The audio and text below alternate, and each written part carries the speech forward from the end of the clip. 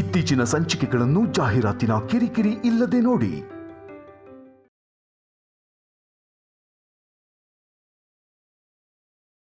ಹುಡುಗಿನ ಕರ್ಕೊಂಡ್ ಬರೋದಕ್ಕೆ ಹೋಗಿ ತುಂಬಾ ಹೊತ್ತಾಯ್ತು, ಇನ್ನೂ ಕರ್ಕೊಂಡ್ ಬರ್ಲಿಲ್ಲ. ನಿಮ್ ಸಂಬಂಧ ಅಂತ ಗೊತ್ತಾಗ್ತಿದ್ದ ಹಾಗೇನೆ ನಮ್ ಮಗನ ಆನಂದಕ್ಕೆ ಕೊನೆನೇ ಇಲ್ಲ ಅಂದ್ರೆ ತಪ್ಪಿಲ್ಲ. ನಾನೇ ಹೋಗಿ ಕರ್ಕೊಂಡ್ ಬರ್ತೀನಿ. ಕಾವ್ಯ ಏನಾದ್ರು ಗಲಾಟೆ ಮಾಡ್ತಿದ್ದಾಳ? ವೇದ, ನಾನು ಬರ್ತೀನಿ, ಒಂದ್ ನಿಮಿಷ ಬಂದ್ಬಿಡ್ತೀವಿ. ಸರಿ. ಏನಾದ್ರೂ ಪ್ರಾಬ್ಲಮ್ ರೀ? ಅಂತದೇನಿಲ್ಲ ರೀ. ಏನ್ ಪ್ರಾಬ್ಲಮ್ ಇರುತ್ತೆ? ನಾವ್ ಯಾರ ಮನೆಗೆ ಬಂದಿರೋದು? ವೇದವತಿ ಮನೆಗೆ ಬಂದಿರೋದು. ಈ ಮನೆ ಕಡೆ ಬೆರಳು ತೋರಿಸೋ ಧೈರ್ಯ ಕೂಡ ಯಾರಿಗೂ ಇರೋದಿಲ್ಲ. ಈ ಕುಟುಂಬಕ್ಕೆ ಅಷ್ಟು ಗೌರವ ಇದೆ. ಹುಡುಗಿ ರೆಡಿ ಆಗೋದಕ್ಕೆ ಸ್ವಲ್ಪ ತಡ ಆಗ್ತಿರೋ ಆಗಿದೆ. ನೀವು ಹೋಗಿ ಪ್ರಸಾದರಾವ್ ಅವರೇ. ನಡಿವೆ. ಬನ್ನಿ. ಮರ್ಯಾದೆ ಅಂದ್ರೆ ಪ್ರಾಣಕ್ಕೆ ಸಮನಾಗಿ ಭಾವಿಸೋ ಕುಟುಂಬ ಇದು. ಏನಂತೀರಾ ಬೀಗ್ರೆ? ಹೌದೌದು. ನಮ್ಮ ಅತ್ತೆ ಮಾವ ಅಂತೂ ಪ್ರಾಣ ಹೋದ್ರೂ ಪರವಾಗಿಲ್ಲ, ಮರ್ಯಾದೆ ಹೋಗ್ಬಾರ್ದು ಅಂತ ಯಾವಾಗ್ಲೂ ಹೇಳ್ತಿರ್ತಾರೆ. ಎಂತ ದೊಡ್ಡ ಮಾತು.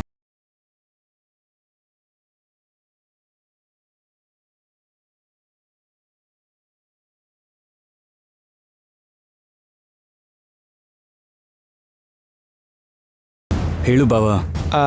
ಎಡ್ಗಣ್ಣು ಹೊಡ್ಕೋತಿದೆ, ಯಾಕಂತೀಯ? ಅದನ್ನೇ ಕೇಳು. ಈ ಸಮಯದಲ್ಲಿ ಜೋಕ್ ಬೇಡ. ನಿನಗೇನಾದ್ರೂ ಗೊತ್ತಿದ್ರೆ ಹೇಳು. ಇಲ್ಲಿ ನೋಡು, ನಮ್ಮ ಮನೆ ಸೊಸೆ ಆಗ್ತಾಳೆ ಅನ್ಕೊಂಡಿದ್ದು ನಿನ್ನ ಮಗಳು ಇವ್ರ ಮನೆ ಸೊಸೆ ಆಗ್ತಿದ್ದಾಳಲ್ಲ, ಅದಕ್ಕೆ ಎಡ್ಗಣ್ಣು ಹೊಡ್ಕೋತಿದೆ. ಅಷ್ಟೇ ಅಂತೀಯ? ಅಷ್ಟೇ ಬಾವ. ಹಾಗಾದ್ರೆ ಏನೋ ನಡೆಯುತ್ತೆ. ನಾವೆಲ್ಲರೂ ಶಾಕ್ ಆಗೋ ಹಾಗೆ ಏನೋ ನಡೆಯುತ್ತೆ.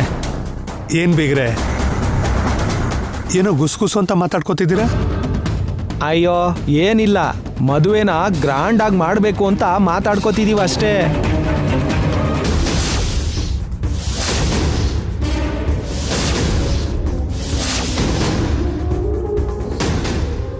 ನೀನ್ ನಮ್ಮನೆ ಕಾಲ್ ಇಟ್ಟ ಕ್ಷಣದಿಂದ ಮನೇಲಿರೋರು ಯಾರಿಗೂ ನೆಮ್ಮದಿ ಇಲ್ಲ. ಕಾವ್ಯನ್ ಕರ್ಕೊಂಡ್ ಬರೋದಕ್ಕೆ ಇನ್ನೂ ಎಷ್ಟು ಹೊತ್ತು? ಗಂಡಿನ ಕಡೆ ಅವ್ರ ಹತ್ರ ಪದೇ ಪದೇ ಹೇಳಿಸ್ಕೊಂಡ್ರೆ ಅವ್ರಿಗೆ ಅನುಮಾನ ಬರೋದಿಲ್ವಾ? ಇಷ್ಟಕ್ಕೂ ಕಾವ್ಯ ಇಲ್ಲಮ್ಮ, ವಾಶ್ರೂಮಲ್ಲಿ ಇದ್ದಾಳ. ಕೇಳ್ತಿದ್ರೆ ಯಾಕೆ ಮಾತಾಡ್ತಿಲ್ಲ? ಅಮ್ಮ ಅವನಿ, ಕಾವ್ಯ ಎಲ್ಲಿ? ಕಾವ್ಯ ಮನೆ ಬಿಟ್ಟು ಹೊರಟೋಗಿದ್ದಾಳಪ್ಪ.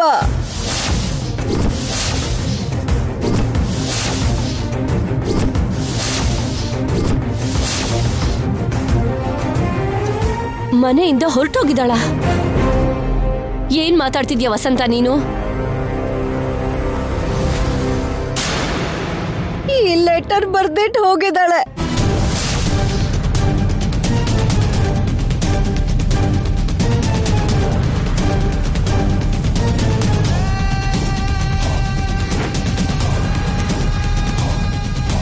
ಎಲ್ಲಿಗೆ ಹೋಗಿದ್ದಾಳೋ ಒಂದು ಗೊತ್ತಿಲ್ಲ.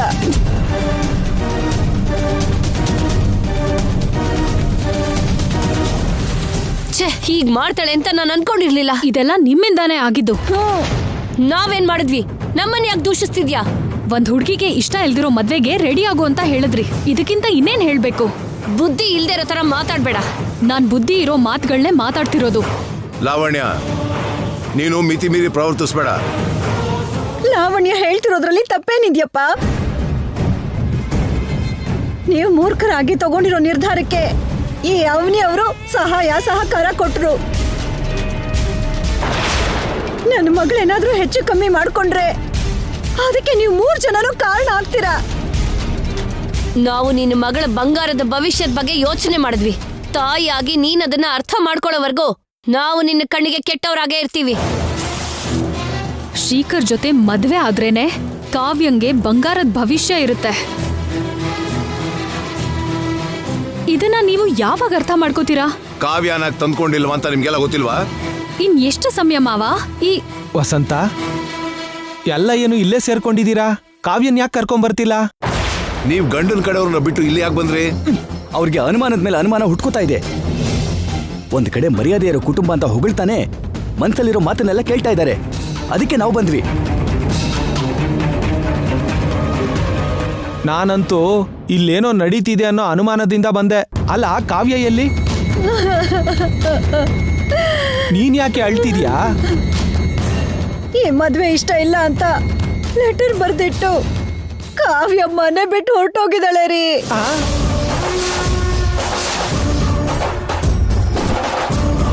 ಏನು? ಕಾವ್ಯ ಓಡೋದ್ಲಾ? ಹೊರಟೋಗಿದ್ದಾಳೆ ಅಂದ್ಲು, ಓಡೋಗಿಲ್ಲ ಅಂದಿಲ್ಲ. ಎರಡು ಒಂದೇ ಬಿಡು. ಹೋಗಿ ಗಂಡಿನ ಕಡೆಯವ್ರಿಗೆ ಹೇಳು. ನಂಗೇನೋ ಡೌಟ್ ಬರ್ತಾ ಇದೆ ರೀ. ಈ ಮನೇಲಿ ಏನೋ ನಡೀತಾ ಇದೆ. ಹಾಗಂತೀಯ? ಅವಳ ಮನ್ಸನ್ನ ಎಲ್ರೂ ಸೇರಿ ಗಾಯ ಮಾಡಿದ್ರಿ. ಏನು ಅಪಾಯ ಮಾಡ್ಕೋತಾಳೋ ಏನೋ. ಇಲ್ಲಿ ನೋಡು ಬಾಬಾ, ನಿನ್ ಎಡಗಣ್ಣು ಇದಕ್ಕೆ ಹೊಡ್ಕೊಳ್ತಿತ್ತು ಅನ್ಸುತ್ತೆ ಬಾಬಾ. ನಾವು ಶಾಕ್ ಆಗೋದೇನೋ ನಡೆಯುತ್ತೆ ಅಂತ ಅಂದೆ, ಹಾಗೇನೆ ಆಯ್ತು. ಇಲ್ಲಿ ನೋಡು, ಪ್ರತಿಯೊಂದನ್ನು ನೆಗೆಟಿವ್ ಆಗಿ ಯೋಚಿಸ್ತೀಯ, ಅದಕ್ಕೆ ಹೀಗಾಗಿದ್ದು. ಪಾಸಿಟಿವ್ ಆಗಿ ಯೋಚನೆ ಮಾಡಿದ್ದು ನಡೀತಾ ಬಾ ಮೈದ. ಹಾಗ್ ನಡೆದಿದ್ರೆ ಇಷ್ಟೊತ್ತಿಗೆ ಶ್ರೀಕರ್ ಕಾವ್ಯ ಮದ್ವೆ ನಡೀತಿತ್ತಲ್ವಾ? ಸಾಕ್ ನಿಲ್ಸಿ ನಿಮ್ ಗಲಾಟೆ.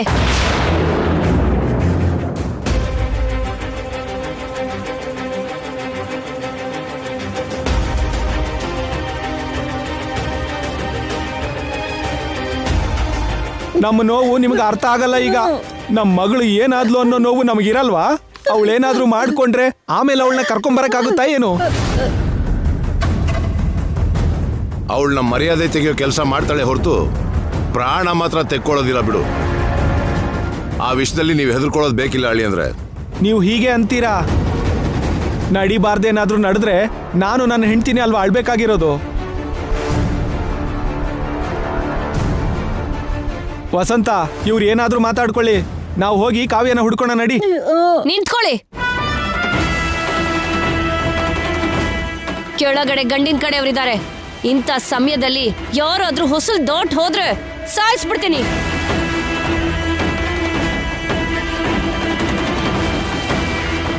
ಅದ್ ಹಾಗಲ್ಲಮ್ಮ ಕಾವ್ಯ.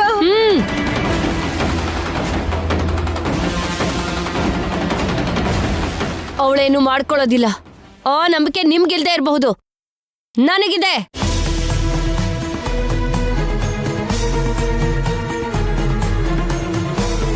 ಅಪ್ಪ, ಇನ್ನೂ ಯಾಕೆ ಬಂದಿಲ್ಲ? ನನಗೂ ಕೂಡ ಏನಾಗ್ತಿದೆ ಅಂತ ಗೊತ್ತಾಗ್ತಿಲ್ಲ. ನಮ್ ಮೇಲೆ ತುಂಬಾ ನಂಬಿಕೆಯಿಂದ ಅವ್ರು ಬಂದಿದ್ದಾರೆ. ಮರ್ಯಾದೆ ಮಣ್ಪಾಲಾಗೋ ಕೆಲಸ ಮಾಡಿದಾಳೆ. ಈಗ ನಾನು ಅವ್ರಿಗೆ ಏನಂತ ಉತ್ತರ ಕೊಡ್ಲಿ? ತಲಾಂತರದಿಂದ ನಮ್ಮ ಮನೆಗೆ ಇಂಥ ಪರಿಸ್ಥಿತಿ ಯಾವತ್ತೂ ಬಂದಿರಲಿಲ್ಲ. ಇವಾಗ ಏನ್ ಮಾಡ್ಲಿ ದೇವ್ರೆ? ಆಂಟಿ, ಏನೋ ಒಂದ್ ಕಾರಣ ಕೊಟ್ಟು ಗಂಡಿನ ಕಡೆಯವ್ರನ್ನ ಕಳಿಸ್ಬಿಡೋಣ. ಈ ಸಮಯದಲ್ಲಿ ಹಾಗೆ ಮಾಡೋದು ಕರೆಕ್ಟ್ ಅಲ್ಲ.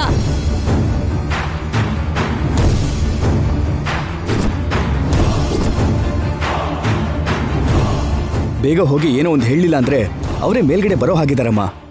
ಅಯ್ಯೋ, ಈ ಮನೆ ಗೌರವನ ಹೇಗ್ ಕಾಪಾಡೋದು? ಮನೆ ಮರ್ಯಾದೆ ಗೌರವ ಕಾಪಾಡೋ ವ್ಯಕ್ತಿ ಮನೆಯಲ್ಲೇ ಇದ್ದಾಳಲ್ವಾ ಅತ್ತೆ? ಕಾವ್ಯ ಮರ್ಯಾದೆ ತೆಗೆಯೋ ಕೆಲಸ ಮಾಡಿದಾಳೆ ಅಂತ ಅಳೋದ್ ಯಾಕೆ? ಮರ್ಯಾದೆ ಕಾಪಾಡೋ ವ್ಯಕ್ತಿ ಅವನಿ ಈ ಸಮಯದಲ್ಲಿ ಯಾವುದೋ ರೀತಿಲಿ ಸಹಾಯ ಮಾಡ್ತಾಳೇನೋ ಯೋಚನೆ ಮಾಡಿ. ನಿಮ್ ನೋವನ್ನ ಅವನಿ ಹತ್ರ ಹೇಳ್ಕೊಳ್ಳಿ ಅತ್ತೆ. ಆದ್ರೂ ಅವನಿ ಏನ್ ಮಾಡಕ್ಕಾಗತ್ತೆ? ನಾನು ಸಲಹೆ ಕೊಟ್ಟಿದ್ದೀನಿ ರೀ, ಅತ್ತೇನೆ ಯೋಚನೆ ಮಾಡ್ಬೇಕು.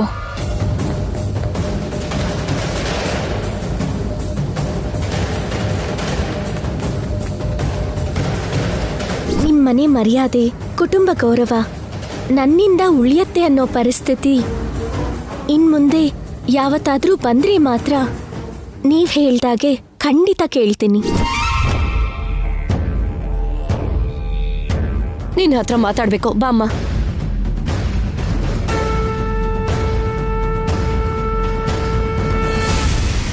ಏನ್ ನಡೀತಿದೆ ಲವಣ್ಯ? Wait and C.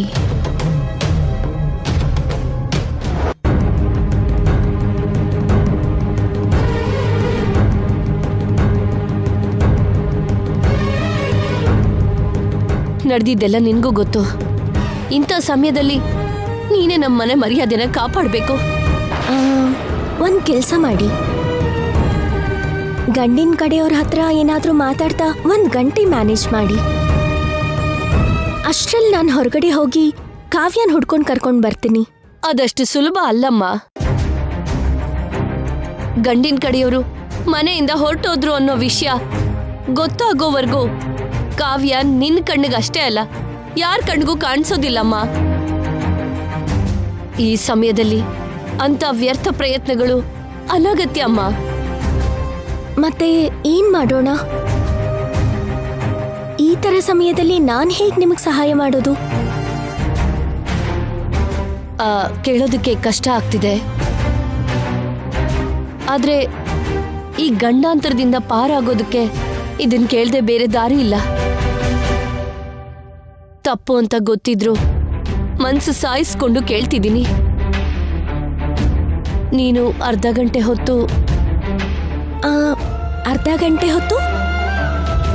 ನನ್ನ ಮೊಮ್ಮಗಳಾಗಿ ಕಾವ್ಯ ಸ್ಥಾನದಲ್ಲಿ ಗಂಡಿನ ಕಡೆಯವ್ರ ಮುಂದೆ ಕೂತ್ಕೋಬೇಕಮ್ಮ.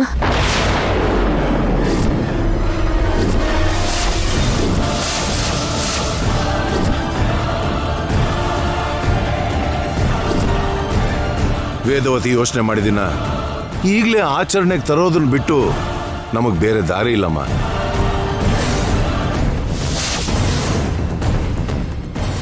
ಗಂಡಿನ ಕಡೆಯವ್ರಿಗೆ ಕಾವ್ಯ ಹೇಗಿರ್ತಾಳೋ ಗೊತ್ತಿಲ್ಲ. ಯಾಕೆ ಅಂದ್ರೆ ಕನಿಷ್ಠ ಫೋಟೋ ಕೂಡ ಕೇಳದೆ ನಮ್ಮೇಲಿರೋ ನಂಬಿಕೆಯಿಂದ ಹಾಗೆ ಬಂದಿದ್ದಾರೆ. ಇಲ್ಲ ಅನ್ಬೇಡಮ್ಮ. ಅದೆಲ್ಲ ಅಂಕಲ್, ನೀನು ಮದುಮಗಳಾಗಿ ಅಲ್ಲಿ ಕೂತ್ಕೊಂಡ್ರೆ ಸಮಸ್ಯೆಯಿಂದ ಪಾರಾಗ್ತೀವಿ.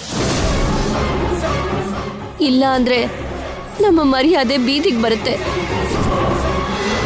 ಒಂದು ಅರ್ಧ ಗಂಟೆ ಹೊತ್ತು ಕಾವ್ಯ ತರ ನಟನೆ ಮಾಡು.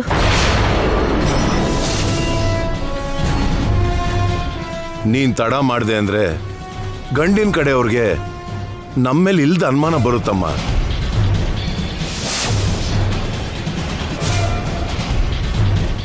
ಇದು ಯಾವ ರೀತಿಲೂ ಕರೆಕ್ಟ್ ಅಂತ ನಂಗೆ ಅನ್ನಿಸ್ತಿಲ್ಲ ಅಂಕಲ್. ಕರೆಕ್ಟ್ ಅಲ್ಲಮ್ಮ, ಆದ್ರೆ ತಪ್ಪಿದಲ್ಲ. ನಿನಗೆ ತುಂಬಾ ಕಷ್ಟ ಆಗುತ್ತೆ, ನಿನ್ನ ಮನಸ್ಸಿಗೂ ತುಂಬಾ ಕಷ್ಟ ಆಗುತ್ತೆ. ಅದನ್ನ ನಾನು ಅರ್ಥ ಮಾಡ್ಕೋಬಲ್ಲೆ, ಆದ್ರೆ ಸದ್ಯಕ್ಕೆ ಮತ್ತೊಂದು ದಿಕ್ಕು ತೋಚ್ತಿಲ್ಲಮ್ಮ.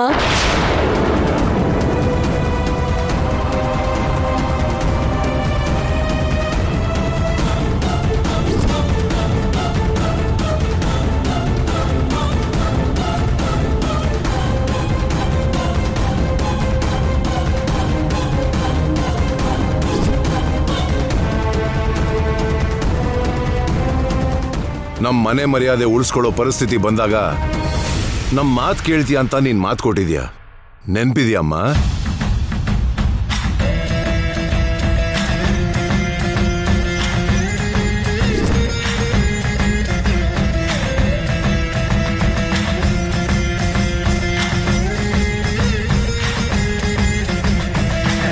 ಈ ಸಂದರ್ಭದಲ್ಲಿ ನಿಮಗೆ ಮಾತು ಕೊಡ್ತಾ ಇದ್ದೀನಿ.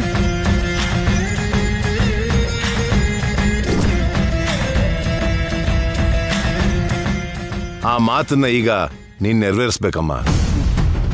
ಆ ಮಾತು ಕೊಟ್ಟಿದ್ದು ಇಂಥ ವಿಷಯಕ್ಕಲ್ಲ ಅಂಕಲ್. ಒಬ್ರ ಜಾಗದಲ್ಲಿ ನಾನು ಹೋಗಿ ಕೂತ್ಕೊಳ್ಳೋದು ಸರಿಯಲ್ಲ. ಜೊತೆಗೆ ನಾನು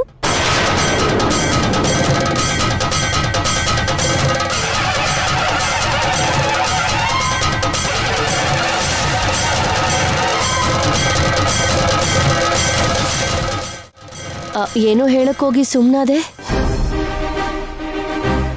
ಏನು ಅಂತ ಹೇಳಮ್ಮ.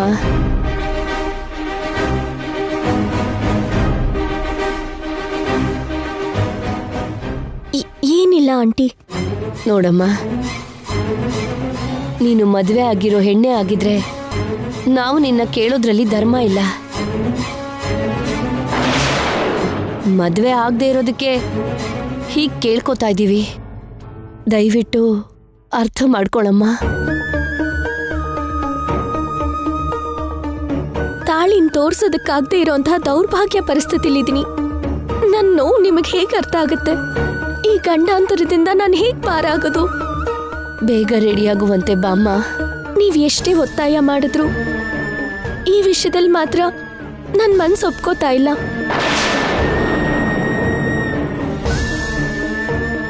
ನನ್ನ ಕ್ಷಮಿಸ್ಬಿಡಿ. ಇದನ್ ಮಾತ್ರ ನಾನು ಮಾಡೋದಕ್ಕಾಗಲ್ಲ.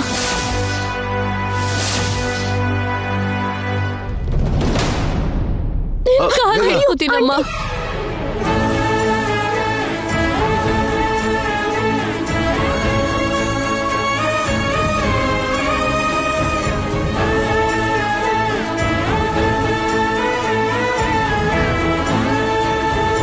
ಈ ವೇದವತಿ ಮೊಮ್ಮಗಳು ಓಡ್ ಹೋಗಿದ್ದಾಳೆ ಅಂತ ಗೊತ್ತಾದ್ರೆ ಮರ್ಯಾದೆ ಮಣ್ಪಾಲಾಗತ್ತಮ್ಮ. ಮರ್ಯಾದೆ ಹೋಗೋದಕ್ಕಿಂತ ಪ್ರಾಣ ಹೋಗೋದೇ ಒಳ್ಳೇದು. ನಮ್ಮನ್ನ ಆ ಕೆಲಸ ಮಾಡು ಅಂತೀಯಮ್ಮ. ನೀವ್ ಯಾಕೆ ಅಷ್ಟ್ ದೊಡ್ಡ ಮಾತು ಮಾತಾಡ್ತಿದ್ದೀರಾ? ಹಾಗಾದ್ರೆ ಒಪ್ಕೋ.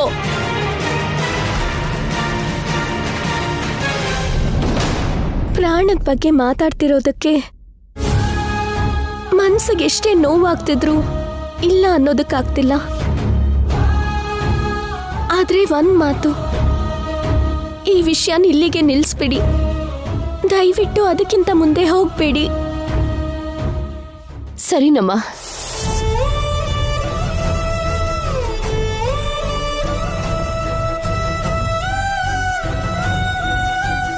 ಯಾಕಪ್ಪ ದೇವ್ರೆ, ನನಗೆ ಈ ಪರೀಕ್ಷೆಗಳು ಯಾಕೆ? ಯಾಕಿಂತ ಪರೀಕ್ಷೆಗಳು ಬರ್ತಿದೆ?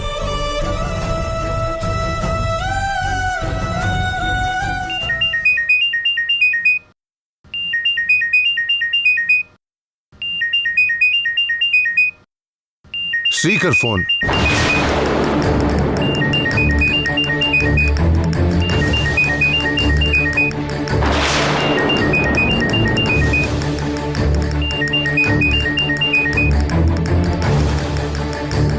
ಅಲ್ಲ,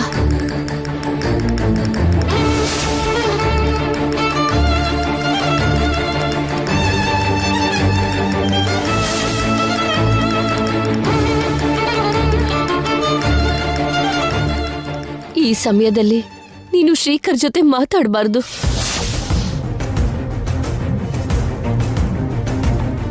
ಈ ಕಾರ್ಯಕ್ರಮ ಆಗೋವರೆಗೂ ಶ್ರೀಕರ್ ಫೋನು ರಿಸೀವ್ ಮಾಡಬೇಡ.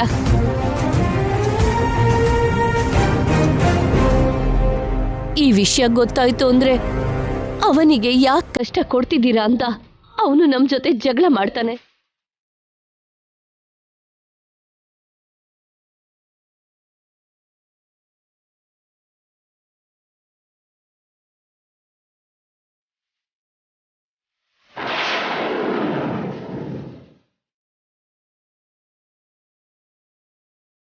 ನಾನು ಅವನಿನ ರೆಡಿ ಮಾಡ್ತೀನಿ. ನೀವು ಹೋಗಿ ಗಂಡಿನ ಕಡೆಯವ್ರ ಹತ್ರ ಮಾತಾಡ್ತೀರಿ.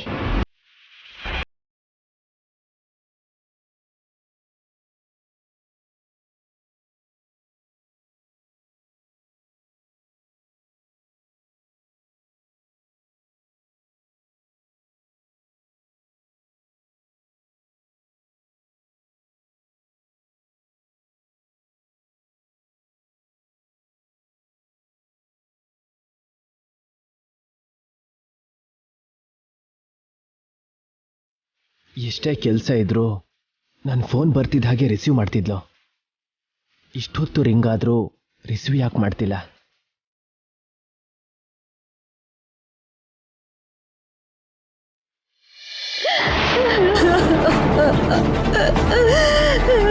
ಶೇಖರ್ನ ಕೊಟ್ಟು ಮದ್ವೆ ಮಾಡ್ಬೇಕು ಅನ್ನೋ ನಮ್ಮ ಆಸೆ ನೆರವೇರ್ಲಿಲ್ಲ ಅಂತ ಮಗಳ ಮೇಲೆ ಆಸೆ ಬಿಡೋ ಅಂತ ಪರಿಸ್ಥಿತಿ ಬಂದಿದೆ. ವಸಂತ, ಈ ಮನೇಲಿದ್ರೆ ನಮಗ್ ಸ್ವಲ್ಪನೂ ಮರ್ಯಾದೆ ಇರಲ್ಲ. ನಿಮ್ ತಾಯಿ ಮಾತನ್ನ ಪಕ್ಕಕ್ಕಿಟ್ಟು ಹೋಗಿ ಕಾವ್ಯನ್ ಹುಡ್ಕೋಣ ಬಾ.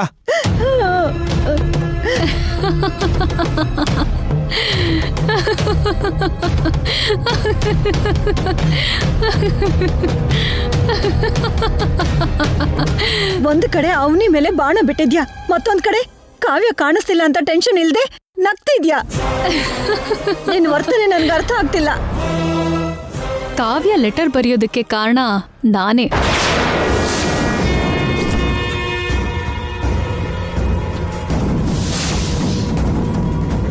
ಬರ್ಸಿದ್ದು ಕೂಡ ನಾನೇ.